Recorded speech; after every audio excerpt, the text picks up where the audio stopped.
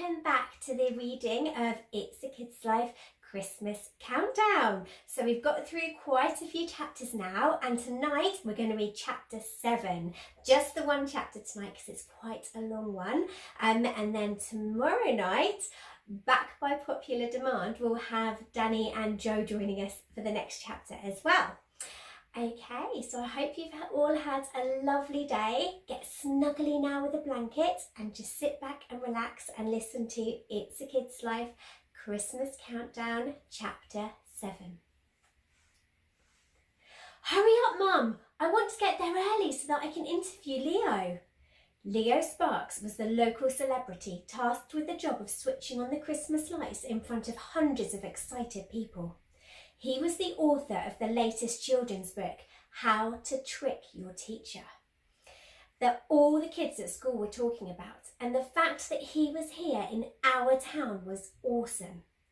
Okay, I'm coming, Mum replied. I just need to find the socks that little Spud just took off. Ugh, why did my little brother always have to undress himself when we were trying to go somewhere? 10 minutes later, after little Spud had finished having a tantrum about the fact that his socks were light blue and not dark blue, we left the house. I'll drive, said Dad, snatching the keys from Mum. I'm quite capable, said Mum. Tell that to the poor paintwork on the car door, Dad said sarcastically. He was referring to the scrapes down the side of the car that Mum had caused by getting the car stuck between two bushes yesterday. She had misjudged the width of her friend's driveway when she tried to park in it and had found herself completely wedged in between two bushes that were more thorny branches than beautiful flowers. She literally had to call Dad to come round with his chainsaw to cut the bushes back so that she could dislodge the car.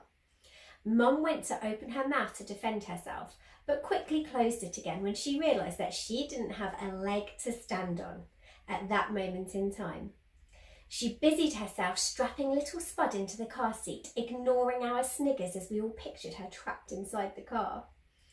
Maybe we should get a car with a sunroof next time, suggested Pocket Rocket. That way you can just climb through the roof when you get your car stuck again. Well, aren't you the little comedian? Replied Mum sarcastically. Do you strap up before I eject you through the sunroof myself? But we don't have one, Mum, chimed in Big Spud. Remember? That's why you couldn't climb out of the car when you got stuck in the bushes. All right, enough about my little mishap, said Mum in an exasperated voice. Everyone makes mistakes from time to time. Now let's get going before we miss the Christmas lights being turned on. Tommy was with us too, of course. His parents had never taken him to see the switching on of the Christmas lights before, so Mum was more than happy for him to come with us. He squeezed into the car in the middle of Big Spud and Little Spud. They grinned happily when they realised that they had both got their way in their demands to sit next to Tommy. Pocket Rocket and I climbed into the seats at the back of the car, and Mum and Dad climbed into the front, with Dad in the driving seat. After driving round the car park several times trying to find a parking space, we quickly walked to the high street. Big Spud and Little Spud couldn't keep up, so Mum and Dad ended up giving them piggybacks. My annoying little brothers didn't make this easy as they kept smacking their bottoms, trying to make them gallop like horses. I swear Mum was tempted to drop Little Spud off in a bin at one point. As we got near to the high street, we heard music blaring out of what must have been enormous speakers. A local dance crew came into view on a stage that had been set up just for tonight. I craned my neck, trying to catch a glimpse of where Leo Sparks might be. I had my notepad and pen firmly rooted in my hand, waiting for just the right moment. Don't forget to write down things like how the atmosphere is here and all the extra bits like how there's a dance crew, advised Tommy. He was right. I was so focused on getting an interview with Leo that I had forgotten that I needed to put down everything else that went into writing a good newspaper report. Tommy and I had looked it up on the internet the other day by Googling how to write a good newspaper article. Apparently, the essential information needed was who, what, where, when, why, and how. Just writing those things wasn't going to make me stand out though. I needed to give it a little something extra. I needed some quotes from Leo himself. That was sure to be worthy of front page news and win the competition. Suddenly, I heard a girl in front of me shout, "There he is!" as she pointed to the steps to the left of the stage. There must have been at least 1,000 people standing around us. How on earth would I get through all these crowds to interview Leo to get the perfect scoop? Shouting to Mum that I would be back in 5 minutes, I grabbed Tommy by his arm and we started jostling our way through everyone to get closer to the front of the stage. We had a few disgruntled oys moaned at us and also an ouch when I accidentally stood on an old lady's foot. This was no time for pleasantries though. A good reporter had to get his story at all costs. We had almost made it when Leo started to make his way further up the steps onto the stage. "Leo!" I shouted. He ignored me. "Leo!" I shouted again, a little louder this time. He ignored me again. "Leo!" Tommy yelled in a voice that sounded like it belonged to a 6'3" tall WWE wrestler weighing 286 pounds, rather than a small 10-year-old boy. The entire crowd turned to look at us, including Leo Sparks. I stared at him speechless for a second until Tommy nudged me in the back. I mustered up the biggest voice I could, feeling a little silly now that everyone was looking at me. Can I get an interview with you?" "Please," I said, waving my notebook and pen at him. "Sure, kid, no problem," he replied.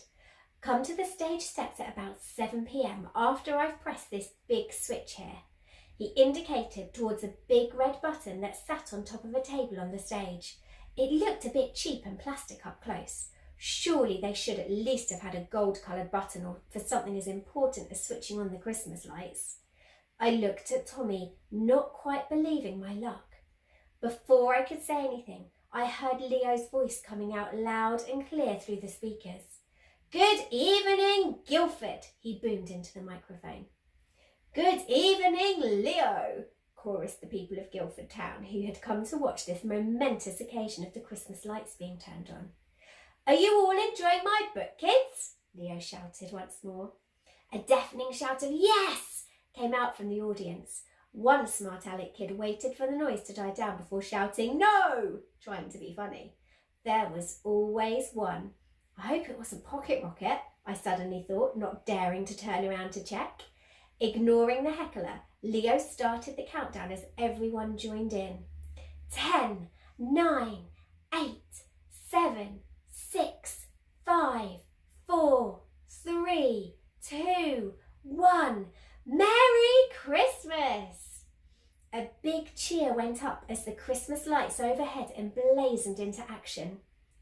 Gold and red confetti mixed with fake snow shot out of the cannons, surrounding the stage, covering everyone within reach. "Oh, I wish it could be Christmas every day," my wizard blasted out of the speakers as everyone over the age of 35 sang along. Thanks to Mum insisting on putting on all the old cheesy Christmas songs whilst we decorated the Christmas tree, I could have sung along word for word too, if I'd wanted to, which of course I didn't. It was impossible not to get swept up in the excitement of it all. Christmas really was coming.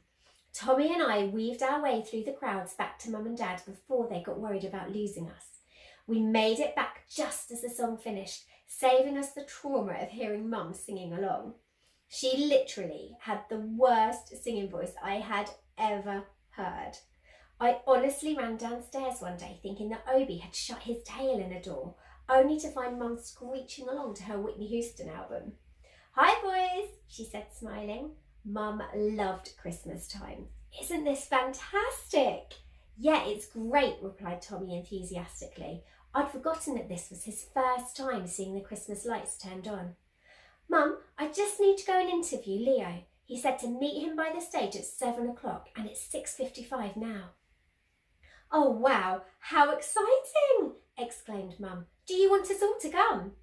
I didn't need long to mull this one over. No, absolutely not. No way in the world would I want my family embarrassing me, is what I said in my head. To Mum, I simply said, "No thanks, we won't be long." as I once again grabbed Tommy's arm and barged my way through the crowd back to the stage. I was about to get my exclusive interview that would win me the competition. I couldn't wait. It was as I reached the bottom of the stage steps that the reality hit me. Standing 3 steps up was Leo Sparks. Standing 3 steps down were 25 other kids, all waving notepads and pens. It looked like I wasn't the only one who had heard about the newspaper competition to write an article connected to Christmas. So much for my exclusive interview. Apparently, the turning on of the Christmas lights was far from an original scoop after all. Okay, so I hope you enjoyed that. I bet there's lots of lovely Christmas lights around the houses near you that you could have a nice walk to go and have a look at. I know that's definitely something I like to do with my boys and the dogs in the lead up to Christmas. I will see you tomorrow night, and all being well, I'll have my 2 little sidekicks, Danny and Joe, aka Big Spud and Little Spud, listening in as well. So we look forward to seeing you then. Take care.